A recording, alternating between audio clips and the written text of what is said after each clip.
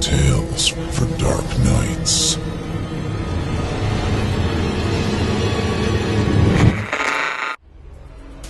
The following performance is a second-round entry in the 2016 Evil Idol competition, and you, the listener, get to help decide who wins. Like what you hear? Click the thumbs up. Don't care for it? Click the thumbs down. Good luck to all of our contestants.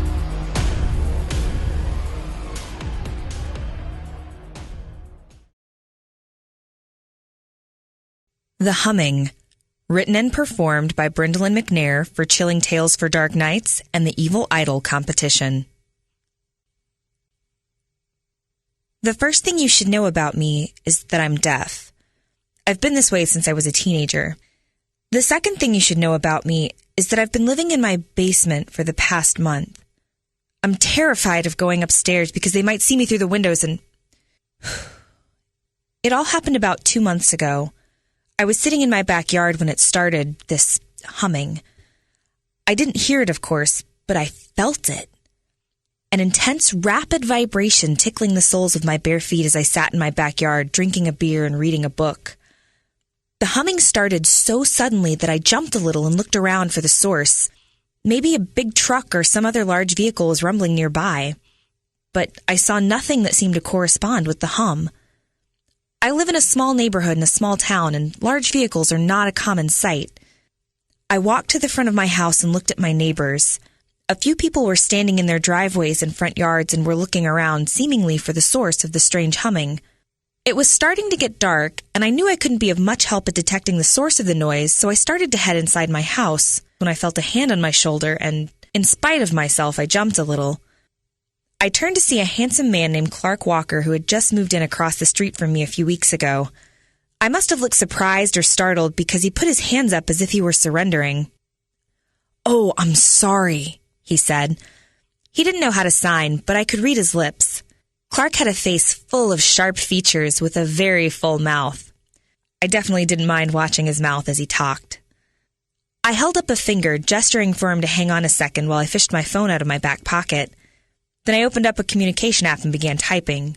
I typed my message in a voice probably robotic and stilted, relayed my words.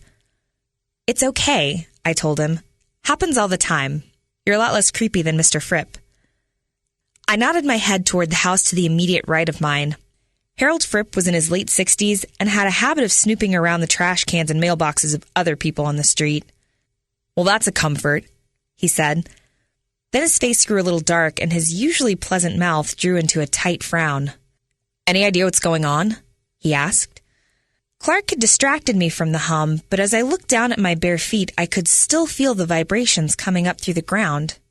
I started typing again. "I don't know what it is," I said. "I can feel it, though. Is it a very loud noise?" "When it first started, I did think it was loud," he said. "But the longer it goes on, the less I notice it. Kind of like the noise power lines make. If I don't think about it, I don't even really hear it anymore." "Weird," I typed. Not the most profound response, but I really didn't know what else to say. I sort of understood what Clark meant. If I didn't focus on the vibrating, the sensation seemed to fade. But as soon as I started paying attention to it, I was aware of this tickle on the bottom of my feet. That alone was unsettling.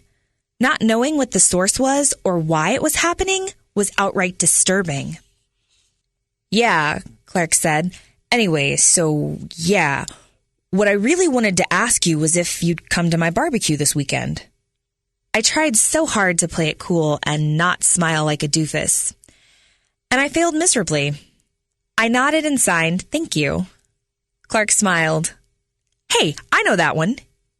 He signed back, "You're welcome." The humming didn't dissipate over the next week. It never stopped. And I wasn't sure at first, but it seemed like the vibrations were getting more intense. By the time Clark's barbecue rolled around, the entire neighborhood was in an uproar about the mysterious humming. I was sitting by the pool in Clark's backyard, watching a group of women chat. They were huddled really close together and seemed to be talking in hushed tones, which made me all the more interested in eavesdropping. I focused in on Myrtle Evans, the leader of the local mommy group. She had just given birth about a month before, and most of her conversations consisted of tips to get her pre-baby body back. But not that day. "I can't get Joey to settle down," she said to the two other women huddled around her. "He wails and fusses all the time. I just don't know what to do." "You know, I've been having the same problem with Joanna," said one of the other women. Another new mom, her baby was about 6 months old. I turned my attention away from the women and stared at the water in the pool. I had seen other women talking about having trouble with fussy babies in the past few days, but I hadn't thought anything of it. Babies were fussy, right? But every baby in our neighborhood? And inconsolably cranky? Something just wasn't right. And then I remembered the humming. What if that's what it was? My thoughts were disrupted by a person plopping down next to me. I saw Clark's reflection in the pool and smiled, but my smile was short-lived as I noticed his reflection seemed off. It was grainy, kind of pixelated. But that wasn't right. Then I realized it was the water. The water was vibrating so much it distorted Clark's reflection. I grabbed his arm and pointed at the pool. His gaze followed my outstretched arm and he stared at the water for a bit. Then he looked at me and nodded before standing up and running inside his house. I just sat there staring, wondering what the hell was going on. I stood up, ready to leave, when Clark returned with a glass of water. He set it on the concrete next to the pool and we sat down to look at it. The water started rippling as soon as the glass touched the concrete. I pulled my phone from my pocket and started typing. "It's gotten worse," I said. Before Clark could say anything, everyone turned their heads to the front of the house. Then they started running toward the street. Clark stood up and started to go with them, but then turned back and held out his hand to help me up. I stood up, searching his face for some kind of answer about what was happening. "A woman," he said. "There's a woman screaming." He grabbed my hand and we ran to join the others. When we got to the front of the house, I saw a group of women huddled around a lump in the street. The rest of the neighbors stood in Clark's front yard looking horrified. The lump in the street turned out to be a woman, and she was screaming and clutching something to her chest. Something small and wrapped in a blanket that was stained with dark splotches. My stomach turned when I realized it was a woman who lived at the end of the street, and that she was clutching what used to be her baby. I grabbed Clark's face with both hands and turned him toward me. "What happened?" I mouthed. He led me away from the crowd toward his front steps, then sat me down and crouched in front of me. Her baby. He looked like he might be sick. He took a deep breath and composed himself, then began again. "Her baby wouldn't stop crying. Had been crying all week. So she picked him up and slammed him against the wall in his nursery until he stopped crying." I stared at him horrified. I couldn't believe it. I didn't want to believe it. I wish I could say that was the worst thing that happened. The children in the neighborhood were affected next.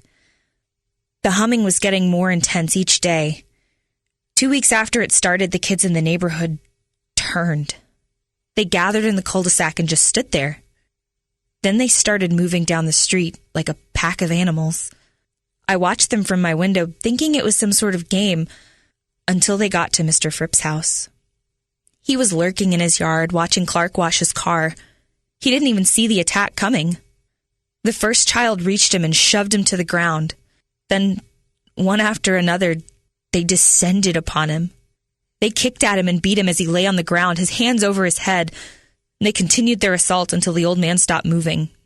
Then they reassembled and began moving down the street again. I saw Clark standing in the middle of the street. He tried to run over to help Mr. Fripp when he saw what the kids were doing, but he was too late. He looked up at me, eyes wide with fear. He started making his way to my house, but the pack of crazed children would have intercepted him before he made it, so he turned and bolted into his house. I watched as he closed the curtains and turned out all the lights, and I followed suit, making sure my doors and windows were locked and that my lights were out. My phone buzzed in my pocket, and I pulled it out to see a message from Clark. "No matter what happens, stay inside. I don't know what's going on." I felt the tears streaming down my face then, and my vision blurred so much it was hard to type out my response. "I'm scared," was all I could manage. "Me too," was Clark's response. I went to the kitchen and grabbed the biggest knife I could find and barricaded myself in my bedroom, but I couldn't fall asleep. The next morning, I pulled my curtains aside to see the bodies of all of our elderly neighbors lying in the street. They'd all been beaten to death. I couldn't see the children. I did see Clark peeking from his window, and then my phone buzzed. "Stay inside. I can't see the kids. They could be anywhere." I nodded before pulling my curtains closed. And that day, all I did was sit on my couch and sob. That night, I noticed flashing lights outside my window. I pulled myself up from the couch and peeked outside. Some of my adult neighbors were walking around with flashlights and looked like they were shouting, looking for the children.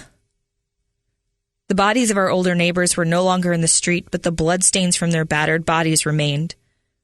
I could feel the tears welling up in my eyes, but before they had a chance to fall, I was distracted by the commotion outside.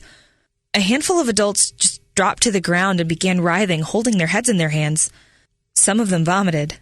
Their mouths were hanging open, and I could tell they were screaming. Then, one by one, in rapid succession, their heads exploded. They just burst in a mess of red and pink and white. I jumped away from my window and put my hand on my mouth, and my chest and my throat began to sting, and I realized I was screaming. And that was how they found me. I stepped back to the window and found myself staring into Clark's face, but it wasn't his face. Not anymore. His eyes were bloodshot and his mouth hung slack, but when his eyes met mine, his expression snapped tight. His mouth creased into a grimace and his eyes narrowed in a look that just radiated hatred. I stumbled backward, and that's when I noticed my house was surrounded. The silhouettes of my neighbors filled my windows, and it looked like they were trying to beat their way inside. I did the only thing I could think of. I grabbed the block of knives from the kitchen, my phone, and my laptop, and locked myself in my basement. I worked from home, and my basement is where I have my office set up. It's nice and cool down here, and there's enough room for the surveillance equipment I use to keep an eye on the house when I'm working. Since I can't hear the doorbell, I have a video monitoring system that lets me see who's at my door. I also have motion detecting cameras set up in the house in case an intruder breaks in. For the first 2 weeks I was down here, I wished I didn't have them. My neighbors, my former neighbors, whatever they are now, they roamed through my house. They didn't seem to be searching for me, but they also weren't leaving. Every now and then one of them would drop to the floor and writhe around before his head burst. Today was the first day I didn't see any of them moving around upstairs, inside or outside. I desperately want to go and see what's happening, but I'm terrified. There's no answer when I call 911, and no one has responded to my messages seeking help. I have no idea how widespread this is. I have enough food and water down here to last me a little while longer, but I'm not sure that matters. You see, the humming hasn't stopped. It's only getting stronger. The vibration is so strong it can rattle a bottle of water right off my desk. And I can feel this pressure. It's growing right behind my eyes. And right now, my head is killing me. Thanks for listening. If you haven't already, don't forget to cast your vote for this contestant via a thumbs up or thumbs down vote. By doing so, you'll help us determine who will become the next permanent member of our voice acting team. At the close of voting on August 15th, based on your votes, the top 25 contestants will advance to the third round, which begins September 1st, based entirely on your votes. Thank you for voting and for helping to spread the word. You're listening to Chilling Tales for Dark Nights. I'm Steve Taylor, host of Chilling Tales, the podcast, encouraging you to turn off the lights and turn on the dark. Chilling Tales for Dark Nights.